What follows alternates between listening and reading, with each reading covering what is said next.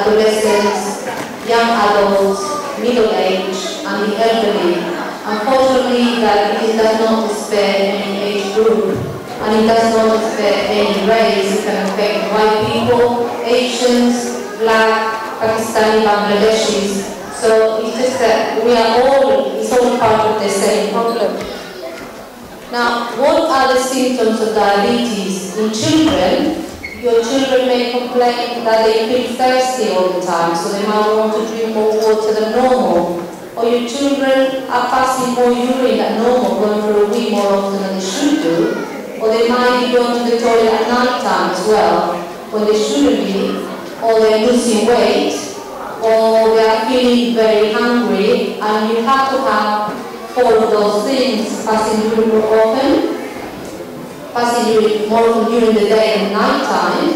losing weight, and feeling also very tired and very fatigued. So if your children have any of those problems, please don't hesitate to visit your GP, or if you don't have a GP, register with your GP and discuss it with them. Especially if you have a family history of diabetes, if you go to any of your relatives, your aunties, your uncles, your father, mother, grandparents are affected with diabetes, don't hesitate to discuss it with your doctors. The sooner the condition is diagnosed, the better for your child. So in adults may complain that they are also feeling very thirsty, they're having to drink water more often, they feel very, very tired, they might not see very well, they might have blurred vision, they might lose weight, they can't feel not very hungry, or they feel that they have to eat all the time, and they can't go to the toilet a lot to pass urine at night time.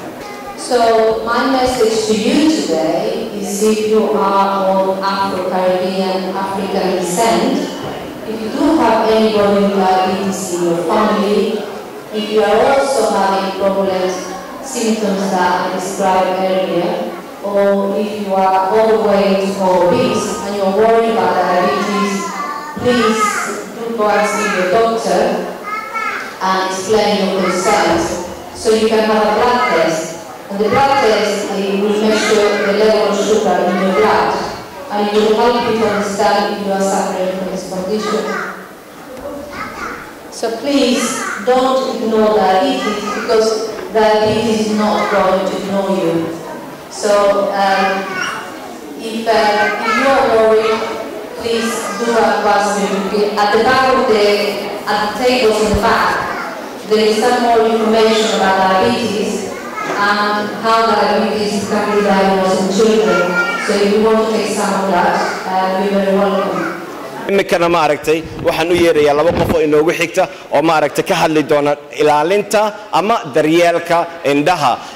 Without further ado, I would like to welcome two doctors here. I have Dr. Subhash Sutta as well as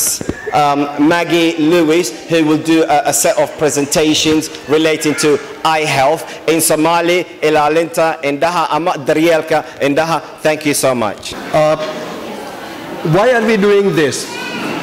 The reason for doing this particular program is for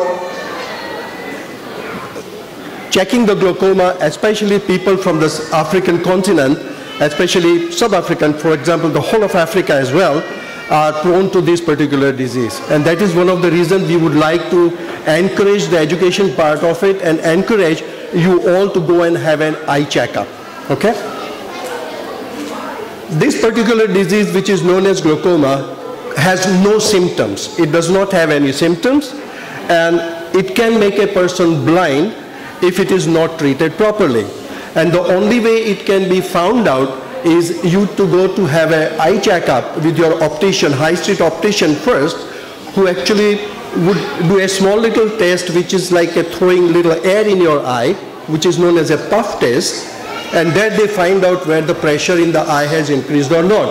And if they find yes, then they refer to the hospital, where you go and see either Dr. Gupta or Maggie over there, and the further tests are developed from there.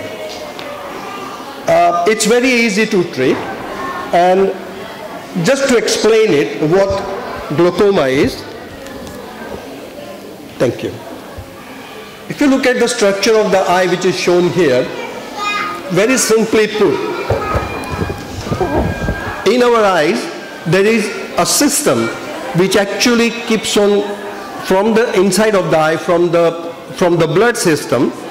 a fluid comes out which washes the eye, as well as it also provides nutrients as well as to the eye, and also maintains the shape of the eye. It is like, and then this liquid which comes in, it has to go out. So it is a balancing act between liquid coming in and the liquid going out. But for some reason, if the liquid which is coming in gets blocked and it cannot go out, then it creates pressure in the eye. Say for example, if you have a tap open in your, say, basin, there comes a time with the amount of liquid which comes in and amount of liquid which goes out, but there is always a little bit of a level or the balance which is there in the. Likewise in the eyes it also happens like that. Liquid comes in, liquid has to go out. But if the liquid gets blocked up, then you see in the a pressure is being created, and this pressure is created on the retina. These are the cells which actually collect the information, goes through the optic nerve, and then we see. Okay? But if the pressure increases, then there is a damage over there in the nerves, and this is what you see. So when you go to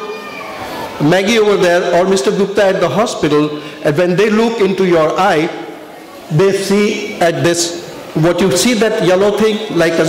sun, the disc, they look at the disc. And this is where they find out whether you've got glaucoma or not. Because if the disc has depressed, if there is a depression like that, that means there is a damage to the eye. Next please. This is what happens actually. In a normal eyesight, when you look, you can see everything 180 degrees around you. But as the damage starts occurring and you start losing the cells, you can see the picture that slowly you start losing the side, peripheral, top, and the sight from in the eye. And ultimately what happens, that what you see is narrow tunnel vision. You see just straight through. You cannot see, or you do not see things top, right, left, or even bottom, which creates problems. Next. What is the treatment? Treatment always starts with eye drops. It is a must. It starts with an eye drops. Then, if the eye drops do not work and further damage is seen by the consultant, the doctor, or your nurse over there, then they would recommend surgery. Also, there is a laser treatment which is available, but this is done in the hospital. But the first line of treatment is always the eye drops, and then it progresses further if there is a lot of damage. Next please. Now, the question is, why did I get it? Why do I get it? The reason we get it are three things here. One is the family history.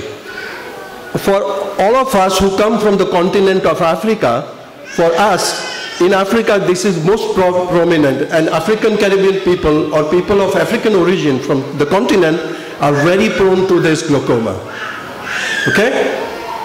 Next is family history. So if you have had a grandfather or a father or a sibling in the family, somebody had lost sight because of glaucoma, this is very important that if you have a history, go and have an eye checkup as early as possible. And short-sightedness, and you just heard the doctor presenting you about diabetes. Diabetes also is one of the conditions which also predisposes the advent of glaucoma. What should you be doing? First of all, what you should be doing is get your eyes regularly checked up at least once a year at your optician on the high street. That is a must. And again, I can emphasize more and more for people of African origin from the continent of Africa, it is very important that you should have your eyes checked. Okay? Okay, just because you've got watery eyes doesn't mean that you've got glaucoma. What she needs to do is go and see her GP and just get her eyes checked. If the GP is worried, he'll send her to the hospital so we can have a look. There's a lot of things that can cause watery eyes, but not usually glaucoma. Yeah, I'm happy. Thank you. Which one is it?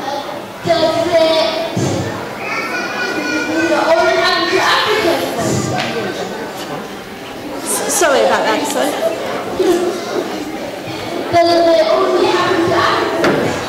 No. People of African origin are at more risk of glaucoma, but glaucoma can happen to anybody, especially if you've got family history.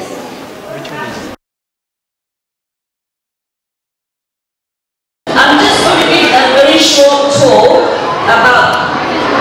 tuberculosis, and then I've got a video which is 10 minutes, and it will be a much more powerful tool for you to watch. Okay, so what is tuberculosis? Well, it's a bacterial infection, which is, it can be highly contagious, okay? It is treatable, and it is free in this country. Okay, so, and regardless of where you come from, whether you're legal or illegal, it doesn't matter, because all we want to do is, if you've got the symptoms, you come forward for treatment. Okay, so treatment here, what I want you to take from here today is, it is free, okay? We don't care who you are or where you come from. So do come forward if you know anybody who's got these symptoms. We want you to come forward for treatment so that, you know, the disease is not spread to other people, like your friends and family. Okay? I know there's still a lot of stigma attached to TB. Do you know what I mean by stigma? Yes? Because your friends, your family even, they don't want to know you because they think you're dirty and that you've done something wrong. That's why you get TB. No, that's not the case, because TB does not choose people. Anybody can have TB, okay? Even doctors, nurses, even bankers. We have treated all forms of people, all kinds of people with TB. waxay soo diyaarisay maaragtay video oo maaragtay luqado badan loogu soo turjumay marka maadaama aanu nahay Soomaali videogan ka hadlaya cudurka TB-ga Soomaali ayaa lagu sharaxaya marka daawasho wacan wanaagsan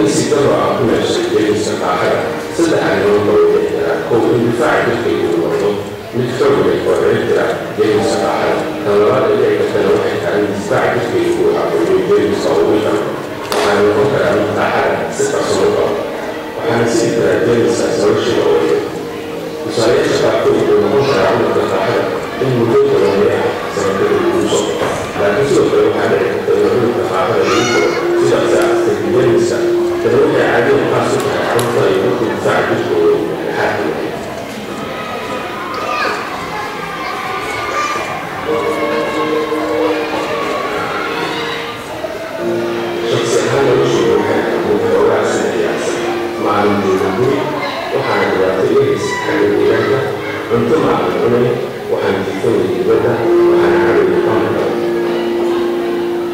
taasi hoos ayuu ugu difaaca jirkeeda taasoo qaybtaa cudurka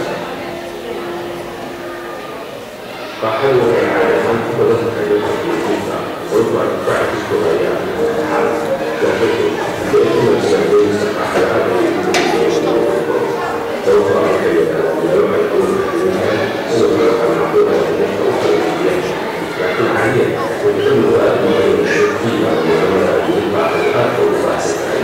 qaarka waa dadka walmukay oo halis ugu jiray qaarada qaaxada qofkii taasi haddii aan ku kulmin qaaxada xiriirka ay waddanka qaaxada marka la fiiriyo jinsi iyo diin kalkaamihii gurigii waxaa laga yaabaa in dalaais xagga maskaxda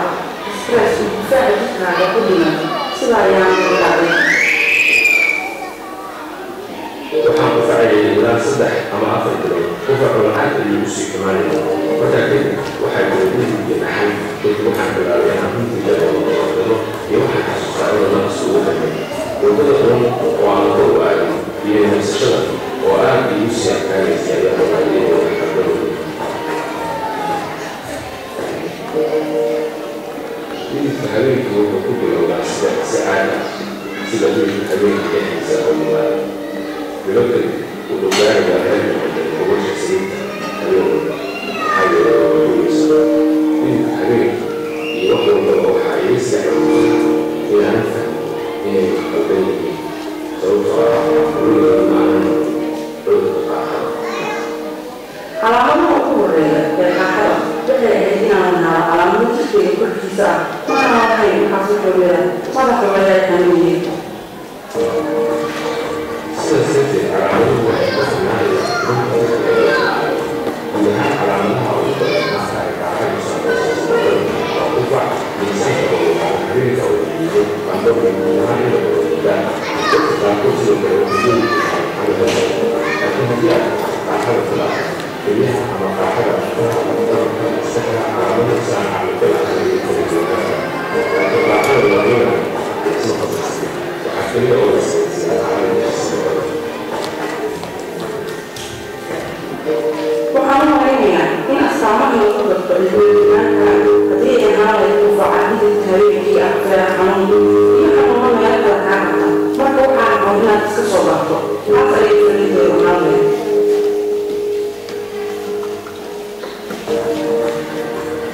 haddii aad isku aragto calaamadahan waxaa muhiim ah inaad isla markii u karto dhakhtarkaaga maxaa yeelay qaaxadu waxay ku wanaagsan tahay inay tahay cudur si fudud loo daweyn karo laakiin waa inaad qaadataa daawadaada ilaa uu dhakhtarku kaga sheego inaad daweyso haddii aad karto qaaxada la isbarorsiiyo daawo qaadashadu sidoo kale waxay ku fiican tahay laba toban kadib inaad noqonayso mid aan sii gudbin karin sidaas darteed waxaad joojinaysaa tusaale ahaan inaad gaarsiiso dadka kale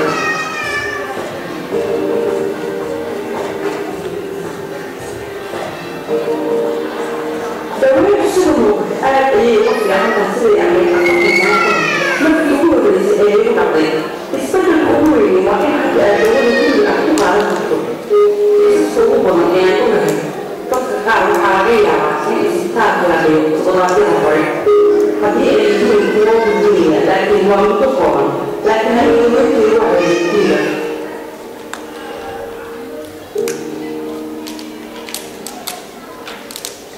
waxay ku celcelinayeen iska hubi inaad daawada qaadato arkaankaasi xoogga loo saariyay ma aan ogeyn sababta ay uga celcelinayeen oo iska caddahay inaan qaadanayo daawadeyda marka aad bilowdo isdaweynta isla markiiba waxaad dareemaysaa noqdaan markaas waxaa dhici karta inaad isdhaahdo si weli daawada laakiin ha yeelin sidaa sababtoo ah haddii aad dhamaysan dawadaada 3 arrimoodba way dhici karaan kow inaad qaadada haysan waxay ku sii keenaysaa jirkaaga laba qaacadii ayaa mar kala qaadi karta oo aad dadka qabadsiinaysaa iyo 3 qaacada ayaa noqon karta mid aysan waxaa helin daawada aad qaadanaysid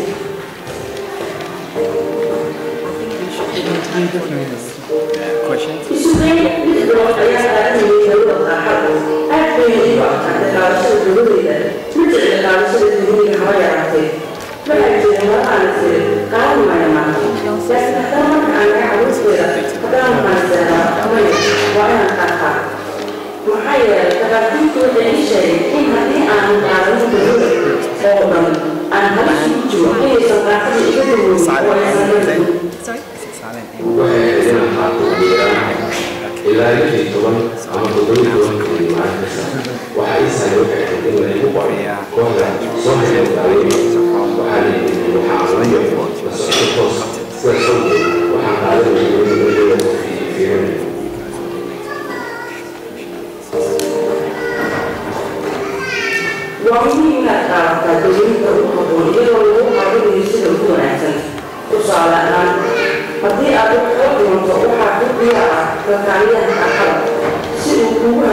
caawiyo haddii afka ingiriiska aan si fiican ugu hadla aqoonin waxaan xaqiijinaynaa inta dumaanada fahamsiiya yaadku yihiin si ay kuu caawiyaan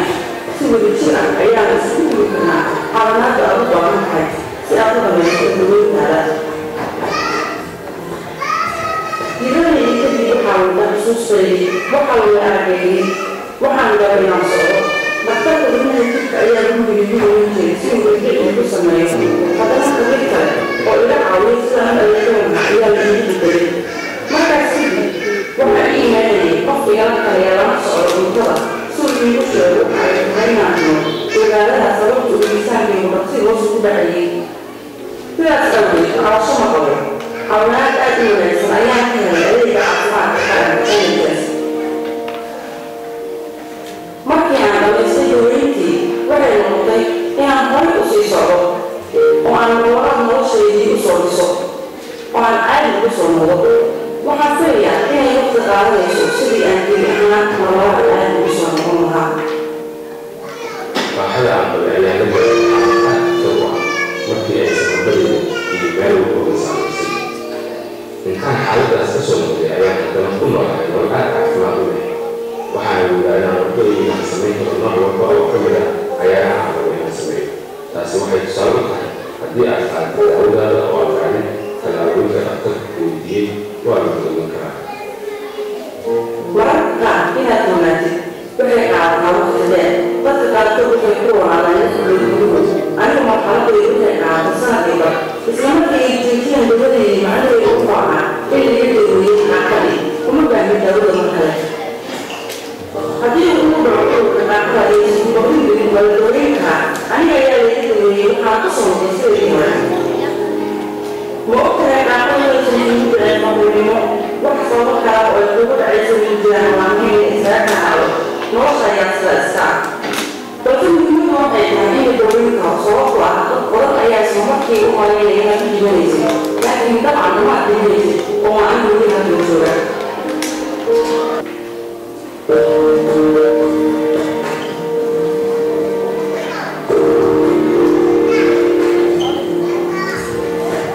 Without further ado, ladies and gentlemen, I'd like to bring on board our final presentation. Sorry, I tell a lie. There's one more presentation after this. Rali Nokra and Priya Baj, who is the Policy and Information Officer, and she will be talking about Hounslow Health Watch. There is a presentation that she will go through her and her colleague. If you can give her the time of the day and do listen to her, this is all about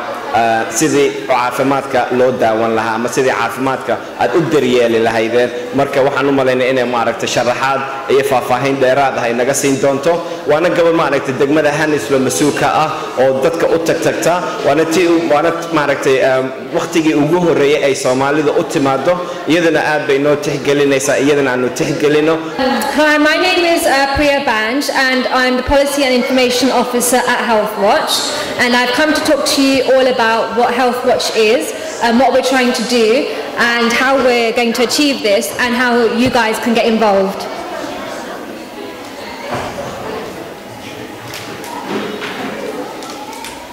So Health Watch England is the independent champion for the health and social care in England, and we have over 152 local networks, one of which is Health Watch Hounslow. There are several other ones which you might find, such as Health Watch Richmond, Health Watch Ealing, but this will depend on where you're based. So right now, since we're in Hounslow, the one which would be most relevant to you is Health Watch Hounslow. And the purpose of Health Watch is it's a consumer voice, so we're trying to hear patient experiences and get your patient experiences to the relevant bodies who make decisions about healthcare services, which ultimately affect you as patients. So Health Watch came about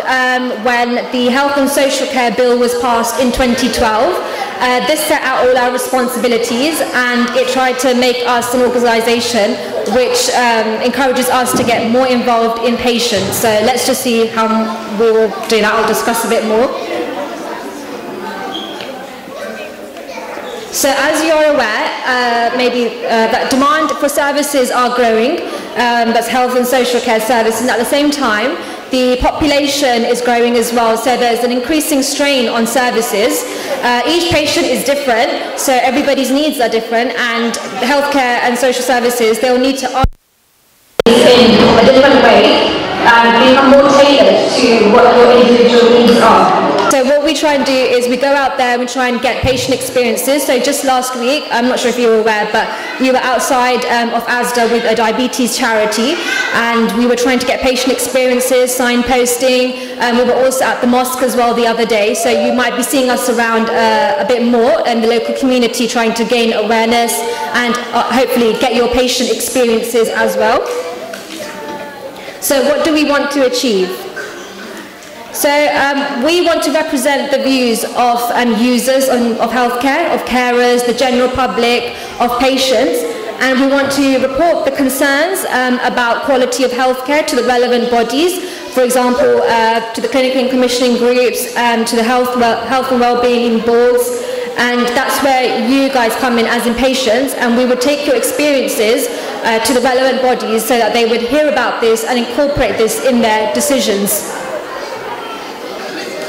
So this is where you come in as a patient. This is how you can help us. So the number of ways, you could either be a volunteer in our team. One of our volunteers actually has come along today.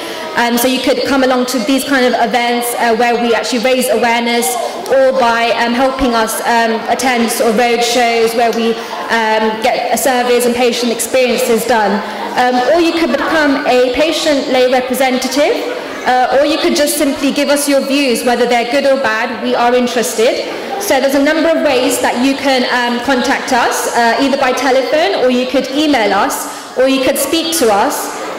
or simply just leave a comment on our website or tweet us. I will be here for a short while, and I've also got the handouts for this presentation. So I'm happy to give them out, and if anybody would like to talk to me, I will be around, probably somewhere at the back, so please feel free to have a chat with me or simply just get the handouts.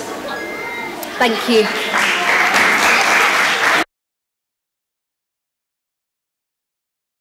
Hi everyone, hi, is everyone listening? Hi, I'm Nell Rowland.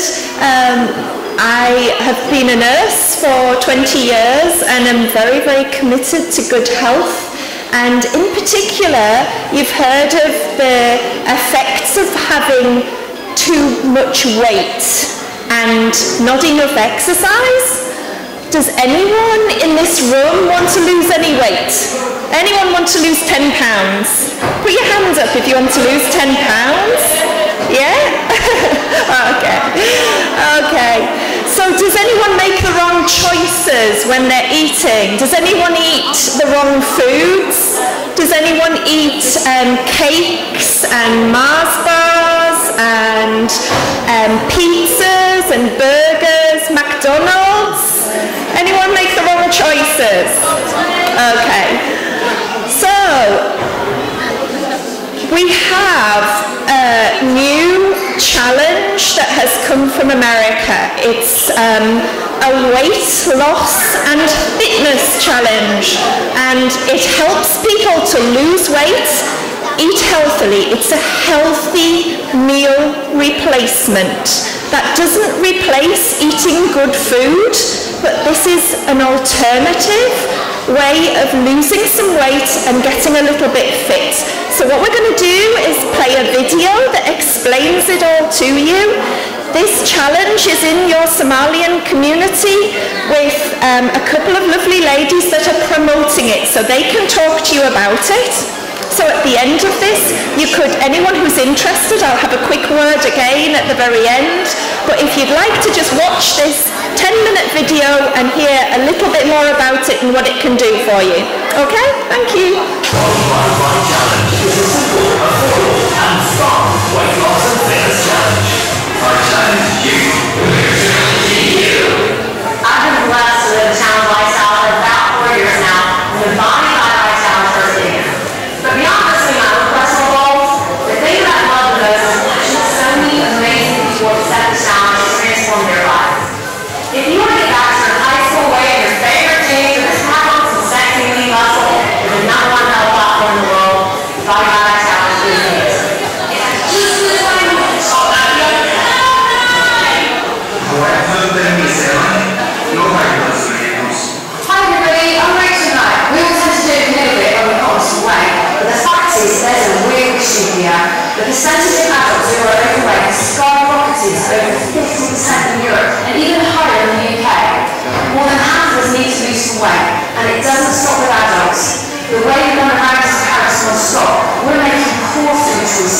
children, giving them fast food and processed meals. Something needs to change, and we're challenging you to be part of that change. There is no problem. We're not going to hide it. We're going to shine a light on it. We're going to tell people not only is it a problem, there is a solution. We are the solution. We are the challenge. It's not just about you. It's about what you do for other people. We've donated over 4.2 million meals. This is what life is about. Did you know that over 3 million people have taken the challenge in North America and now in the UK too? And these people have lost millions and millions of pounds. And when you help this many people lose weight, you're going to uncover the secret, and that's exactly what we did. It turns out the secret to long-term weight loss results is found in losing those very first 10 pounds. 10 pounds, anyone can do that. Focusing on the first 10 pounds makes it easy to start. No matter what your ultimate goal is, it all starts with focusing on your first 10 pounds. When you drop your first dress size or even move a notch on the back, people start to notice. You start to notice. How good does that feel when you cross that first double-digit weight loss mark on the scale? I remember how happy I was when I lost my first 10 pounds. Even the biggest transformations we see all started with those first 10 pounds. That's why we're challenging the world 10 pounds at a time. Introducing the Project 10 Challenge. Accepting the challenge to lose 10 pounds yourself or build 10 pounds of muscle, then challenge those you care about to do the same. Mom challenged me to lose 10 pounds in Project 10. Now I'm challenging you to do the same. The more friends you challenge, the more fun it is, and the more likely you're all to succeed. As if getting slimmer and sexier wasn't enough motivation, for every 10 pounds you lose, you earn 10 chances to win £600. And I will make a donation on your behalf to help a Project 10 charity begin their journey to healthy eating. Plus, you'll proudly wear the I Lost It or I Built It t-shirt. There's something cool about a t-shirt that you can't buy, you can only own.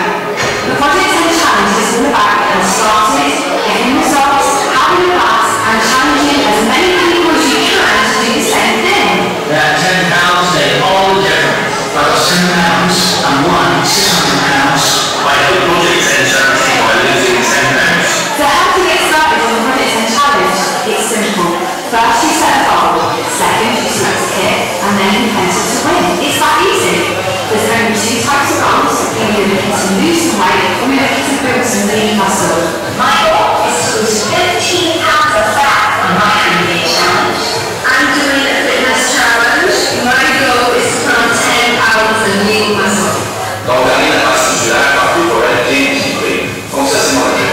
Now that your goal is set, it's time to select a challenge kit designed to help you accomplish that goal. Each kit is centered around meal replacement, so you won't be adding any money to your budget, simply redirecting money you're already spending. And the great news is you'll be getting even better nutrition thanks to the proven BioShape shake. There's a reason BioShape is North America's #1 weight loss shake. Come on, 3 million people can't be wrong.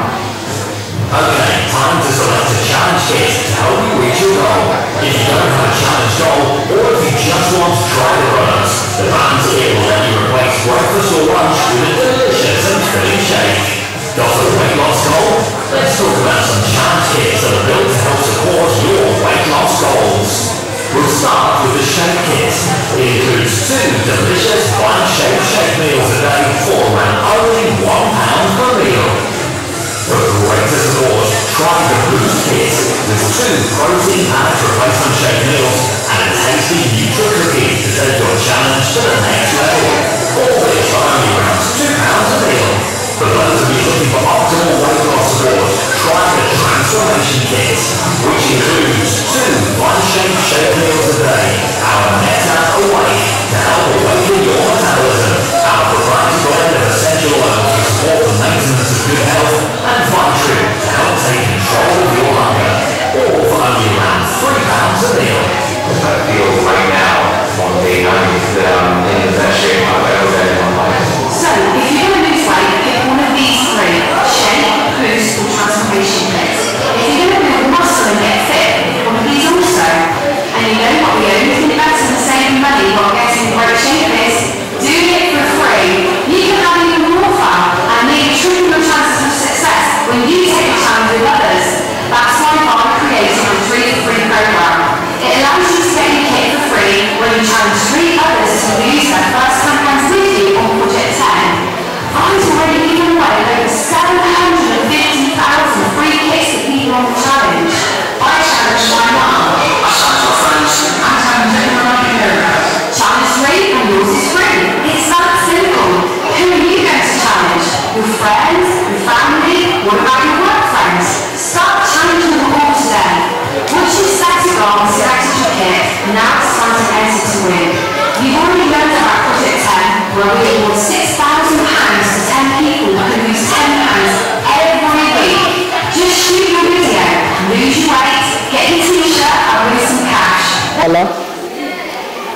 waxaan rabaa inaan dhowr arrimood aan insha allah isla taabano muhiimadda ugu weyn waxa weeye xujaa laynoo diray xisbigan waddanka qabsaday xuja inoo diray wuxuu yidhi haweenku waa inay shaqeeyaan weliba waa in la shaqeeyaa haddii ka balayaa 24 saacadood haddii kale guryaha laydinkama bixinayo kan lama samaynayo marka waxaan rabaa taasaynu isla geli doonaa maxaynu qaban karnaa job centerkiina iyo dadka gaar ahaan ay effect garaysay job centerkiina iyo idinku iyo annagu maxaan isla qaban karnaa sideedaynuse qorshe wada samayn karnaa shaqaynaya annagoo tijaabo ka qaadanayna baarooyadii kaleeto oo aan la soo shaqaynay oo procedure-kan aanu soo maray intaanan marka taa guda gelin waxaan rabaa inaan wax yar isla taabano markii shaqo la yidhaahdo waxay u baahan tahay time iyo waqti in la geliyo dadkeennuna inta badan waxaa lagu xantaa waqtiga ma dhowraan waqtigu sidaan uu ka yahay marka waxaan rabnaa intaanan baltaan shaqada wax ka taabanin kow sidoolaynu inagu isu abaabuli karnaa inaynu ogaano qofkii meeqa saacadood ayuu sanadkii cunto keliya cunaa inteedaad sanadka oo dhan fadhidaa oo aad cunto cuntaa sanadka oo dhan inteedaad jiiftaa haddii lagu yidhaahdo cimrigaagu kaba soo qaadba waa 70 sannadood ama waa 80 sannadood oo lagu yidhaahdo 20 sano ayaad masquul u fadhiday bal ka warrama 20 years baad fadhiday masquul kaliya ku jirtay ama 20 years baad fadhiday oo cunto cunaysa kaliya haddii lagu yidhaahdo cimrigaagii waa 70 sano ama 80 sano ahaa marka waxaan rabnaa inaan ogaano maalintii waxaanu niri halkii maalin markaan ka soo qaadano waxaan niri bishii baan waxaanu niri maalintii waxaanu siinay 30 daqiiqo inuu qofku musqusha galay oo soo cadayday qubaystay wax walba sameeyey waxaan ka dhignay dadka ugu wanaagsan ugu orodka badan ugu faastisan wixii dhan baan soo koobnay 30 minute baan wada siinay waxaan 30 minute siinay qofku intuu wax cunayay maalintii si aan wax u soo koobno oo aan picture uga qaadano haddii ilaahay raali ka noqdo cuntada intuu cunayay baan waxaan siinay 30 daqiiqo quraacdii qadadii cashadii biyihii intuu cabayay intuu u fariisanayay cuntada waxaasoo dhan waxaan siinay 30 minute inta cuntada la walaaqayo la karinayay 30 daqiiqo kale aynu siinay intuu qofku labisanayay oo dhar kala gashanayay ama dharka iska bedelayay ama uu seexanayay ama waxaasoo dhan waxaan ka dhignay waa ordisiinay iyaduna waxaanu ka dhignay 30 daqiiqo kale intaa sii socotay iskoolka ilmaha ka doonaysay intaa ka soo noqotay waxaasoo dhan inta qofku shaqo aaday xitaa magaalada centerkii aaday oo soo noqday ogna way ka badan tahay laakiin 30 daqiiqada say waa maalintii aan ka hadlaynaa 8 saac waa nature-ka bini'aadamka qofka bini'aadamka inta loogu talagalay inuu hurdo 8 saacna hurdo u gooyo waxaasoo dhan markii la isu geegeeyo bishii waxaa la yidhi 240 saacadood waa bishii oo dhan hurday marka waxaan rabnaa ma inoo qoondaysan tahay meeqa saacad inbaynu maalintii innaga keliyayna ku baxa 8 haddii hurdo loo gooyo intanoo min half an hour loo gooyey sii socod iyo soo socod iyo cunto cunid iyo cunto karin iyo labisasho iyo cunug u labis iyo wax kala qabasho xataa taleefonkii waan ku darnay waxaan niri soomaalidu ma hadasho wax badan ma hadasho 30 daqiiqo keliya waa ama BT oo soo wacday British gas oo biil soo weydiisatay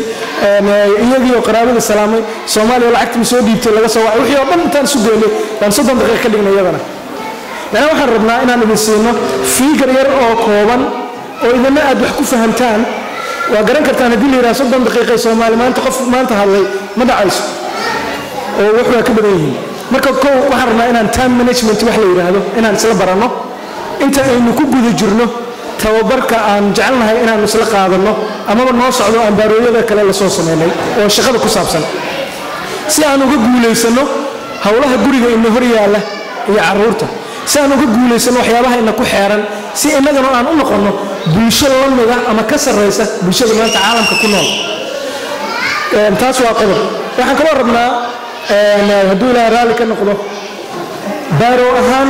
marka loo eego Soomaali badan baa degan iskuul walba markay ugu yar tahay 5 qoys ayaa taga oo carruurtooda ay tagtaa maxaynu qaban karnaa awood noocee aynu leenahay maxaynu qabsan karnaa haddii baaraadan kaliya dadka degan ay isu tagaan maxay qabsan karaan hadday noqoto inay shirkad iyagu ay leeyihiin ay samaystaan oo iyaga u gaara oo ay wax walbo cuntadooda waa idinka dhexdiinna cuntadii aad cuni lahaydeen dharkii aad xiran lahaydeen gaadiidkii aad kaxaysan lahaydeen guryihiinna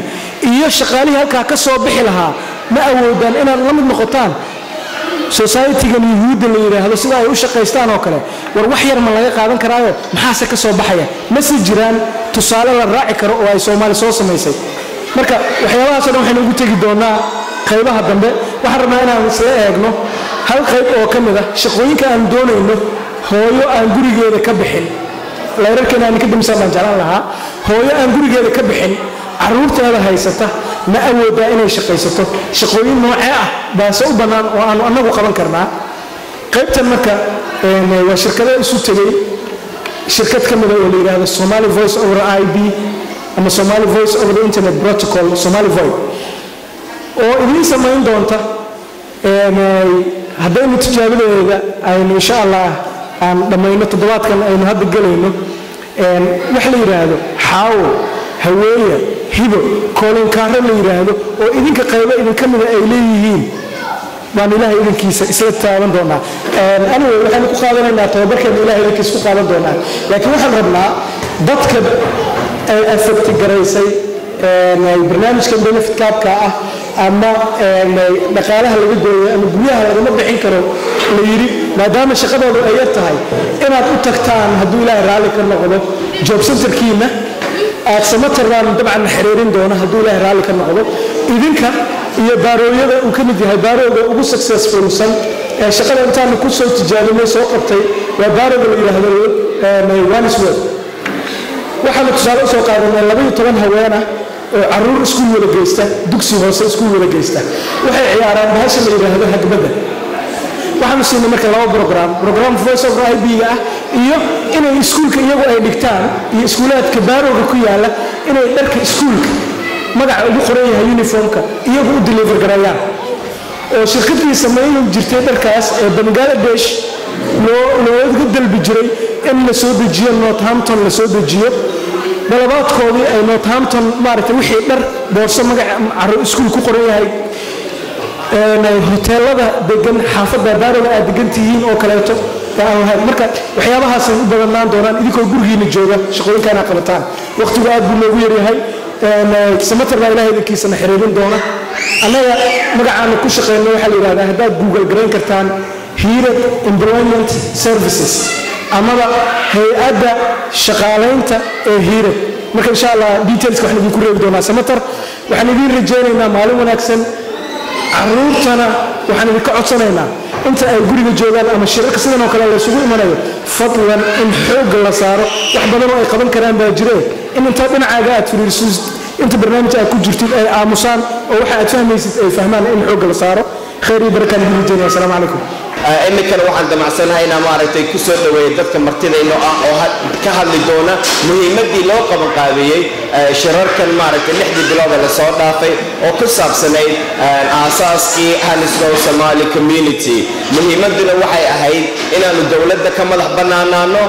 siyaasadda ka madax banaanaano iyo qabyaaladda isla markaasna inagu sidii aanu horumar isku gaarsiin lahayn aanu u noqon lahayn degmada Hounslow ay u noqoto degmadii ugu horeysay ee Somali Community Center leh dadka kalena ay inagu daydaan aanu tusaale u noqono marka aad iyo aad baad u mahadsantihiin dad badan baa registerka noo soo galay lacagtii maaragtay 25 gani bil kasta bixinayay bisha soo socota ayay inoogu egtaa 6 bilood ee campaign-ka la bilaabay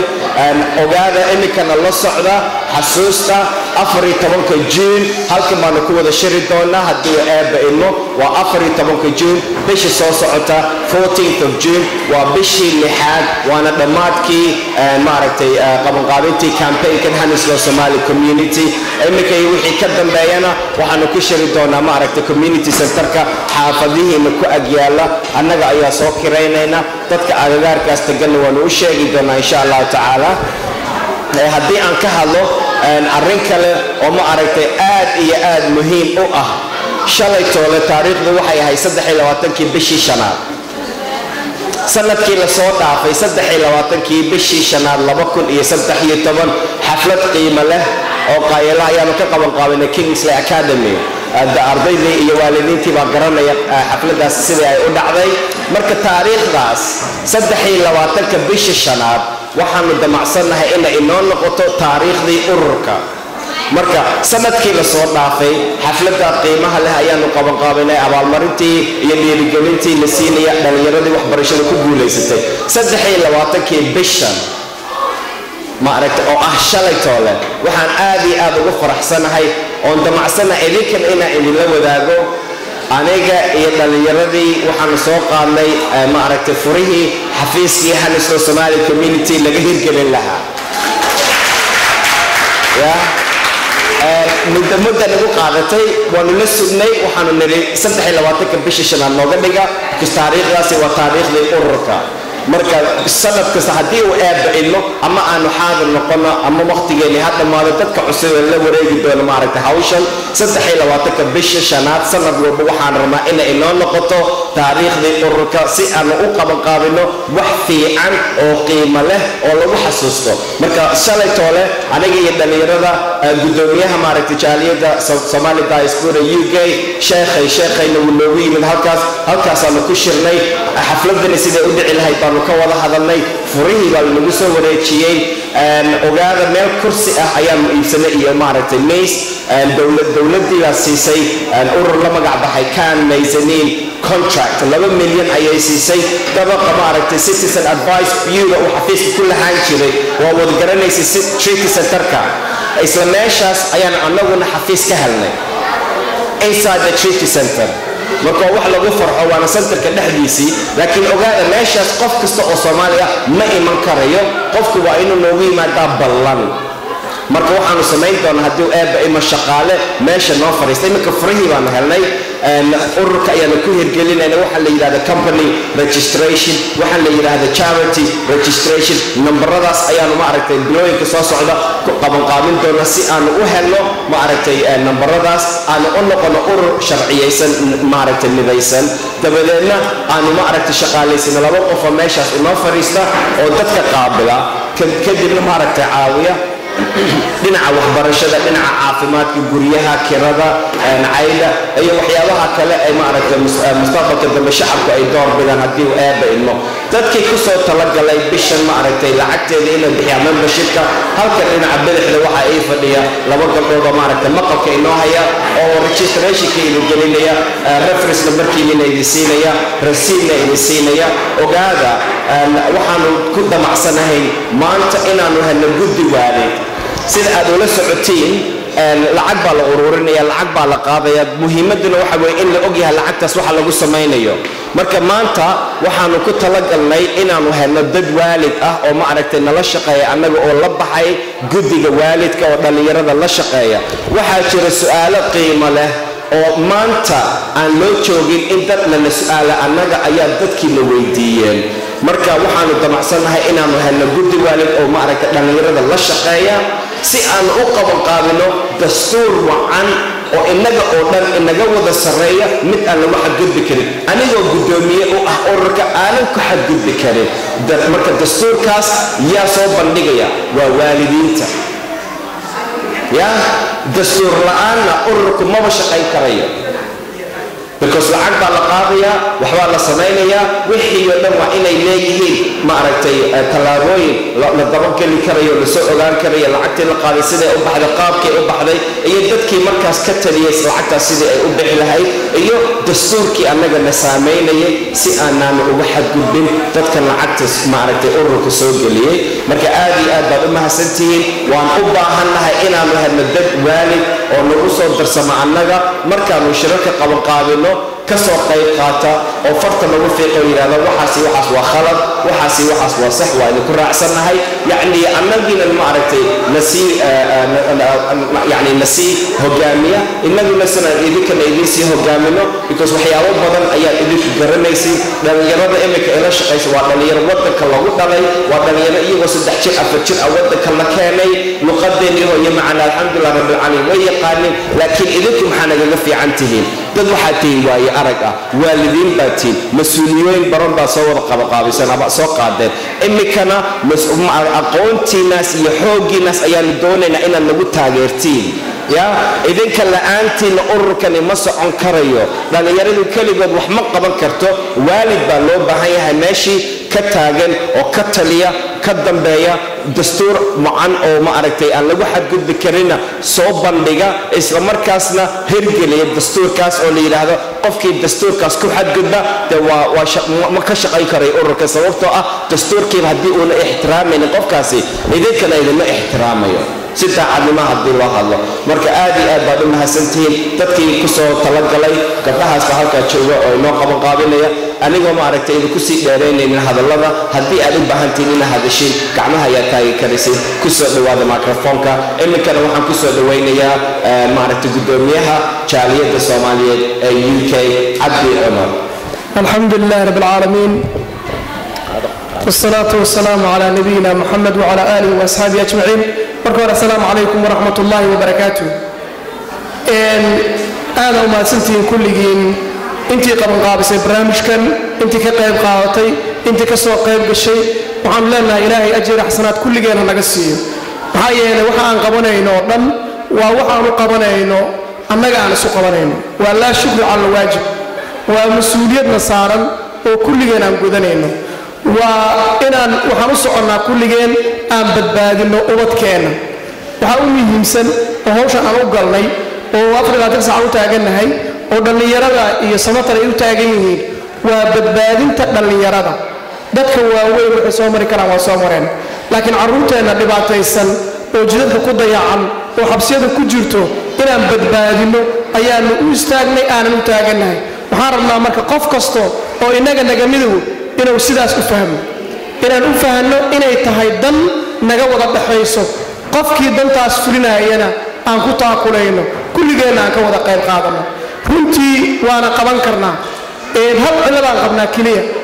oo u baahan inaan iska kaleer garayno oo iska miirno dhiigaas waa qabiilka cudurka qabiilka aan iska saarno walaalayaal aan meel iska dhigno aan ogaano wadankan ninka joogo ee ingiriiska ama dawladda ingiriisku ma taqaano reer hebel iyo reer hebel waxay taqaanaa Soomaali wax la yiraahdo kulligan Soomaaliyan una maadaama aan Soomaali nahay inagoo Soomaalinimadan ilaalinayno inagoo dadnimadan ilaalinayno inagoo sharafteen ilaalinayno inagoo ubadkeen ilaalinayno aanu istaagno waxa kaloo rabaa runtii inaan u mahad celiyo Samatar oo shaqo aad u ballaaran hayo shalay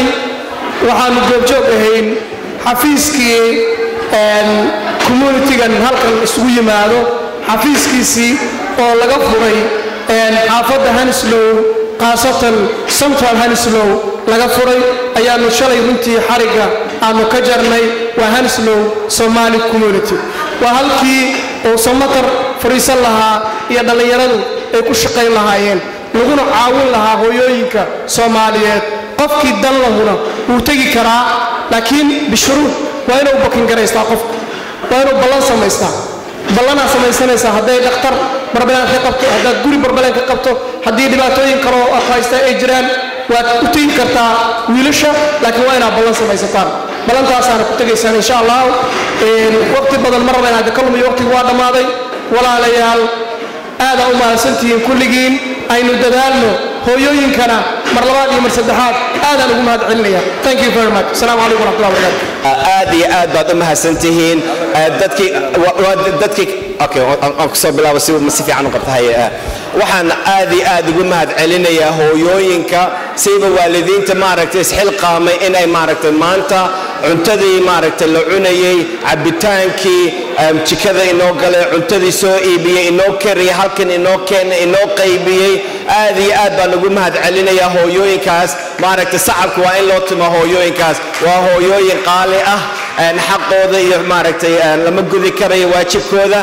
waxaan leeyahay oo keliya aad iyo aad baad u mahadsantihiin dhammaantiin anigoo u hadlaya maaragtay dhallinyarada xaafadda iyo shacabka Soomaaliyeed ee deegaanka Hounslow iyo galbeedka London degan aad iyo aad baad ugu mahad celinaya dhallinyarada xaafadda waxaan ugu mahad celinayaa sida ay u dadaaleen caruurta maaragtay maanta u u ilaalinayeen u ciyaarsiinayeen waxaanse aad iyo aad ugu mahad celinayaa dadkii maaragtay sharafta lahaa ee waqtigooda qaaliga ahaa maanta na siiyey oo ka soo qayb qaatay shirkeennii shanaad oo maanta ka dhacay Lambton School at Lambton Avenue waxaan kaloon aad iyo aad ugu mahad celinayaa dadkii kale martida inoo hadlay iyo maaragtay Cabdi Cumar oo ah jaaliyada gudoomiyaha jaaliyada UK haddii la yiraahdo Ingiriiska oo ah Somali diaspora UK waxaan sidoo kale ugu mahad celinayaa sheekhay oo maanta inoo duceeyay waxaana maaragtay filanayaa ducadaas bal inaanu ku dhaqaaqno aanu ka talino sidii aanu maaragtay aanu uga rumayn lahayn inagoo isku duuban inagoo hal noqonnay inagoo maaragtay meel ka soo wada taagan maanta waxa aniga ay dhibaya idinkana idin dhibo maanta waxaan anigu jecelahay idinkuna aad jeclaatiin taasna maaragtay waxay iga tahay maaragtay talo waxaan kaloon aad iyo aad ugu mahad celinayaa shacabka maaragtay Soomaaliyeed ee deegaanka Hounslow degan ee 6 bilood ee la soo dhaafay sidii joogtada ahay lacagtii la yiraahdeen ama ay ballan qaadeen bishiiba 25 gini waanu bixinaynaa oo wali wada maantana yimid qaarkood ay dhammaystireen qaarkoodna maaragtay bisha soo socota ay ku dhammaystiri doonaan lacagtii maaragtay iyaga la xil saaray oo ahayd 150 gini lagu bixiyo 6 bilood gudaheed bishiiba 25 gini 3 bilood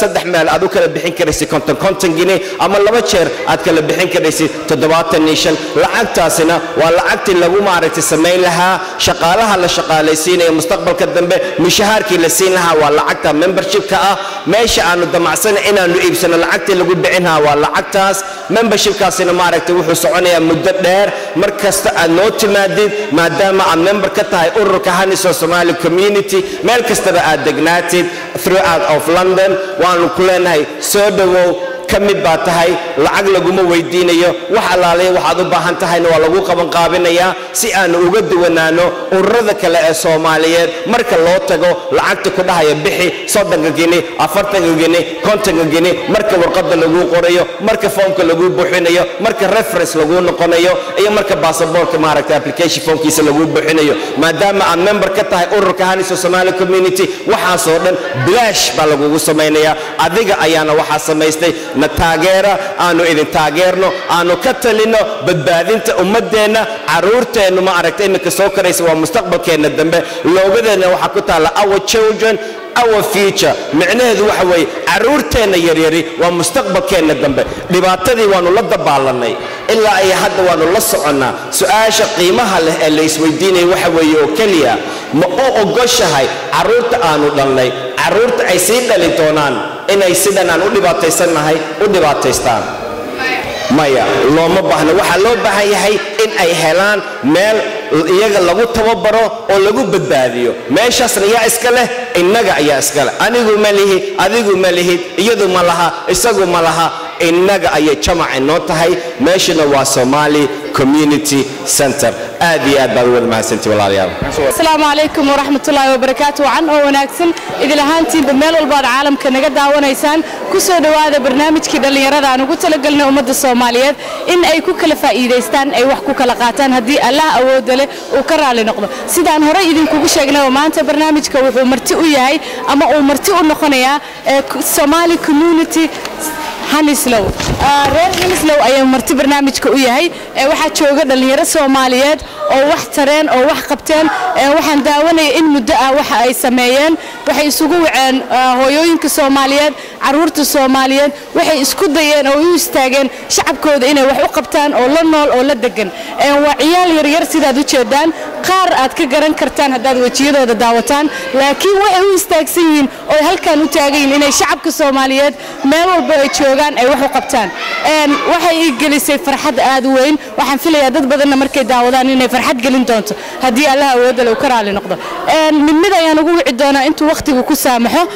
qofka ugu horeeya aan ugu wici doono wuxuu noqonayaa Senator Faarax oo isagu ah maamulaha ugu sareeya isaga ayaan mikrofoonka ku soo dhaweynayaa si uu noogu sharaxo waxa ka keenay in uu sameeyo ummadan Soomaaliyeed hooyooyinka Soomaaliyeed caruurta Soomaaliyeed inuu u istaago oo dhaxda u xirto oo soo u fiirinin qabiil iyo meesha ka yimaadeen iyo Soomaaliya dhinaci ka soo jeedaan laakiin uu istaago inuu ka soo celiyo dhibka haysta iyo problemka jira isaga ayaan ku soo dhaweynayaa السلام عليكم ورحمة الله وبركاته. هذه بعض ما سنتهي ولا سببت كلي إنه كلفتي إن أنا ما أركتي إسكح القامنو أنا جو ما أركت أهلي دل يرد حافظة شرر بدن بان قبان قابلني أنا جو كهلي إن ما أركتي دباتوين كا شعب كصومالية الدجمة حنس وكنول كسجينهين وحنا كم ده ما أركتي وحبر الشدة وأرددي إن الصومالية الجار ما أركتي معلمين تكوهيان social services ما أركتي لنا عافيمات كا لنا عجوريها لنا عيد كرده يعشورت جوريجا يوم ما أركتي أورور لآن عد لآن يوم ما أركتي دتكي عن لحين مال أي تجان مركا أي دباتيستان مركا دتكي دباتيستان ودباتوي كي لد بالنا أيان الله كلنا دبلنا نجي وما أركتي دبدم بس كون نقولنا لبصنا أيان ما أركتي شرر قوان قابلني بنك إن اسمه السودجين لحظة يدي ما أركتي نجي دل يرد أي هشيس نقد دعي هشيس كاسنا وحوها سيدي أنو دتكينا كباجن قلبات كلندن أنو هرمر وجارسين لهين ملجددنا وحي أهيد إن أنو سمينا أورور سومالي ذا أردن عاوية سي أن ما أركتي لوكال تشرشرين إسلام مركزنا ولما قعد بحي هانسلو سومالي كوميونيتي ما دام أنو دجنا دجمة هانسلو لكن سومالي كستو دجن قلبات كلندن إيميلها كلبا أي كستو قيب قادن كريان مركز صورت كلي أنو كلي في وحوي إن أي أمدني سوماليين أي هلان أورور وعن أو وناكسن إيو عد كودي أو مركز تميل كستا لقى مقل كريو تاس أيان نقول كليفتي ولا dadka ku nool Hounslow oo hadda ku daawanaya qaarkood ama maqli doona hadii Ilaahay ka raali noqdo hadii ay ku yimaadaan oo ay haysato dhibaato guryaha ah ama caruurta ah ama waxbarashada ama caafimaadka ma u maleynaysaa inaad tusi karto halkii ay ka bixi lahaayeen ama wixii ay sameyn lahaayeen sidee u maleynaysaa adiga walaal aad iyo aad baad u mahadsantahay sidii aan ma aragtay u qaban qaabinay 6 bilood la soo dhaafay ummadda Soomaaliyeed ee degmada Hounslow iminka ku sugan iyo kuwa kale ee iminka memberka noo noqday ee ma aragtay outside Hounslow degan waxay la wada socdaan inaanu shaqaalaysiin doono xiriiriyaha waxbarashada xiriiriyaha guryaha xiriiriyaha ma aragtay dhalinta yar xiriiriyaha askarta xiriiriyaha ma aragtay xabsiga xiriiriyaha ma aragtay social services waxa soo dhan waxa lagu shaqaalaysiin doonaa maadaama ay shacabkii Soomaaliyeed ay lacag wada bixiyeen lacagtaasina ay ahayd membership lacagtaas ayaa lagu shaqaalaysiinayaa dadkaas marka waalid hooyo gabar aabo adeer abti ay noo wada yimaadaan mar alaaliya markay u baahdaan in la caawiyo waxyaabaha ay u baahan yihiin hal qof oo Soomaali ah ama wiil ahaado ama gabar ahaado ayaa loo xil saaray dadkaas ayaa caawinaya hortaagnaanaya taageeraya dabadeedna xaqoodii lagu xadgudbay u soo dhicinaya insha Allah taala hadii Ilaahay ka raali noqdo waxaan filayaa inaad ka wada bogateen daawadayaal meel walba caalamka ka joogtaan waliba waxaan si toos ah ugu sheegayaa Soomaalida Hounslow ku nool hadii Ilaahay ka raali noqdo imikana qof kamid ah ama qof iyo laba ayaan u wici doonaa adiga ayaan kuugu horeysiinayaa waxaan noo sheegtaa qaybta aad ka qaabilsan tahay iyo waxa assalaamu calaykum anigoo Saadiya Maxamed Tahliil idaho I'm helping the Hounslow Somali community with the education ciyaalka inaan ka farxino with whatever they need and we're trying our best in asamano thank you waxaan filayaa wali waxaan u jeedaa dhaqdhaqaaq fircoon waxaan wacayaa haddana wiil yar oo ka mid ah wiilasha aan u jeeday markii ay hawshu socotay sidii u firfircoonayeen haddana aan waco haye magacaaga iyo waxaad qabataan rabaa inaan ogaado assalaamu calaykum waraxmatullaahi wabarakaatu magacayga maxaa la dhahaa Aadan Ibrahim Samaan and waxaan qabtaa football trainer ilmaha football baraa ilmaha yariista oo Soomaalida ay ka mid tahay marmarna hadda dadka oo aan inta ku dhashteen xitaa waan barnaa alxamdulillah waan ku mahadsannahay maanta wixii dhacay oo meesha ka dhacay and meesha maanta maxaa ka dhacay barnaamij weyn oo loogu baahnaa intay ka dhacday Ingiriiska oo Soomaalida uga maamahan tahay like Soomaalida inta waxa la fiiriyo way fiican tahay inta la fiiriyo oo waji inta la yeesho way fiican tahay sida la future-ka loo aqaano iyo ilmaheena yariiska hadda soo korayeen sidaan u korin lahayn intaan ka fikirna fiican ilmaheena yariiska inta I don't want them to end up with social care iyo dad cadaan gurigooda ay seexanayaan because hooyo Soomaaliya dhashay hooyadii kale oo Soomaaliya dhashay maxaan ka fahmay we're thanking Allah for maanta waxa dhacay alxamdulillah assalaamu calaykum waraxmatullaahi wabarakaatu haddana waxaan ku xijinayaa gabar kale waxaan noo sheegtaa magacaaga iyo waxa aad qabato magacayga Faaduma Maxamed Tahliil la yiraahdaa waxaa u maaday inaan help garay walaalahey Soomaaliyeed aan ilmaha ka farxiyo waxaa sameynay ilmaha wuxuu sameynay maanta face painting iyo cilaan to make them happy. inkana waxaan u cayaa gabar kale oo kamid ah dhaqdhaqaaqa iyo firfircoonida ka muuqata reer Hounslow magacaaga iyo waxaad qabato noo sheeg. magacaygu waa Fatiyad Nagaya Hounslow Somali community saddexda sano la soo dhaafay aan isla shaqaynaynay halkan ka daalana waxa waay treasurer so waa dhinaca lacagta iyo dhinaca donationska laakiin qayb walba waan iska caawinaa hadii loo baahan yahay. Okay, gabdhaha adigoo kaleeta ah oo wadanka jooga maxaa leedahay Ingiriiska kula jooga ama Hounslow ama meel kale kula jooga maxaa u sheegaysaa ku baraarujinaysaa waan ku baraarujinahay inay wada caawistaan waxa la waxay rabaan way qabsan karaan hadii isku taxarujiyaan qof wax ka hor istaagan ma jiro dadkana way is caawinayaan so inay caawin maanta raadsadaan waxay rabaan isku taxarujiyaan ay sameeyaan aan ku baraarujinahay. Okay, waa mahadsantahay. Waa hagaag wali waxaan ku dhex jirnaa barnaamijkan ugu talagalnay dhalinyarada Soomaaliyeed ee waliba reer Hounslow oo aan caawa marti u nahay. Reer Hounslow wali farar kama qodna laakiin imika waxaan u cayaa wiilka ugu yar ma dhigi karo ugu yar laakiin wuu yar yahay haddana wax badan ayaa la ii sheegay inuu sameeyo oo firfircooni dheeraada uu muujiyay marka waliba ciyaaraha xaggooda marka waxaan rabaa inaan kaa weydiiyo magacaaga iyo ciyaaraha nooca aad sameeysiin iyo qaybtaad qaabilsantahay. السلام عليكم ورحمة الله وبركاته مقعي قاعد فتاح وحن كتر سنة هاي ويلاش دنيرة يكونوا حافظ هانسلو أنا قا سنسن سوق لي حافظ هانسلو وحن صاحبها سمتر عن قابين كنا عيارة حق فوتبولكا يا حق باسكت بولكا أنت بدن markaas waxaan bilawnay in dhalinyarada ku nool xaafadda Hounslow inaan ka caawino wax ka soo baahin xagga waxbarashada xagga ciyaaraha iyo meel kasta wax caawin uga baahan yihiin marka dhalinyarada adigoo kaleeta ah oo wadankan kula joogta maxaad leedahay oo u sheegaysaa oo leedahay sameey adiga ahaan waxaan oran lahaa intaad suuqa warwareegsiin look for meelo Soomaaliya oo youth ka lagu sameeyo ama meelo kale way buuxan every area has meel youth ku ciyaaraan marka waxaan oran lahaa meesha gala waa tahay wali sidii ayay noo maraysaa magacaaga my name is Jawahir Ali Hassan adigana anigana sameeya jaamacad Roble maxaa qabataan idinka barnaamijka maxaa qabataan we help children and we help the children like painting and with the color different activity. Okay, gabdhaha idinka kaleeta ah maxaa u sheegaysaan inay sameeyaan waxaan oran lahaa dadkan iyo kale age-kiga waa kala inay fiicantay inay caawin lahaayeen dadka da'da yar maadaama iyagu ka yihiin ka experience badan yihiin dadkayga da'da ka yar هذا يا ضمات سنتين واتهاي وحن فيليا برنامجك وجبجبو يمكن قفك وجود ضمبية أو مذحة معمولة أيان سمتر أيان تبغوا لعبنا وسؤال يرويدين يا سمتر سؤال شو وجود ضمبية سؤال كويدين يا وحيد هاي لأن يرى كل دجن ودن كان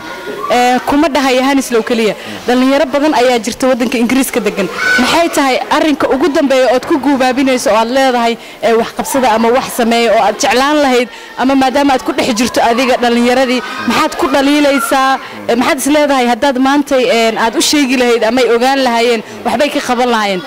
mikrofoonka iyo kaamirada adiga ayaa iska leh aad iyo aad baad u mahadsantahay walaal waa su'aal qiimo leh haddii aan jawaabteeda ku siiyo waxaan leeyahay walaalayaalo marka ugu horeysa dad diin leh baanu nahay dad dhaqan leh baanu lahay ku dadaala inaad dhaqankiina sii xajisataan ku dadaala inaad diinta si fiican u dhex gashaan hooyooyinkana waxaan ka codsanayaa siiba waalidiinta oo dhan yaana noqonayn nin xun aan ka hadlin kaliya hooyooyinka waalidiinta oo dhan waxaan leeyahay daawadayaal caruurtiina si fiican u tarbiyeeya hadday u baahan yihiin ma aragtay dhaqan celis idinku ma aragtay dib dambe ugu qaban qaabiya inaad barnaamij ku saabsan diinteena iyo dhaqankeena iyo waxaanu hidada u leenahay inaad bartiin caruurteena waxaanu damacsanahay mustaqbalka dambe insha Allah ta'ala waan ku guuleysan doonaa shibaanu wadnaa Somali community center markaanu samaysano oo nu furano oo inoo hirgalo maaragtay degmooyinka kalena ay nagu tusaale qaataan aanu shacabka Soomaaliyeedna u soo bandhigno barnaamijyo kala duwan ay iyagu door bideen oo loo hagaajinayo wax allaaliye waxay u baahan yihiin loo qaban qaabiyo aad iyo aad baad mahadsantahay واتهاي وعنا وناكسن سيدان هذا إذن كوجو شجنا برنامج كنا عاو أنتس أيو كأجي أنت ندب مرت أوجنا خنينا متكن من لمدة سيداس أيان إذن كجت يعني جوا فاد مفانده يولي بتلفزيون كخرن كاستوديو سوماليا والسلام عليكم ورحمة الله وبركاته Thank you.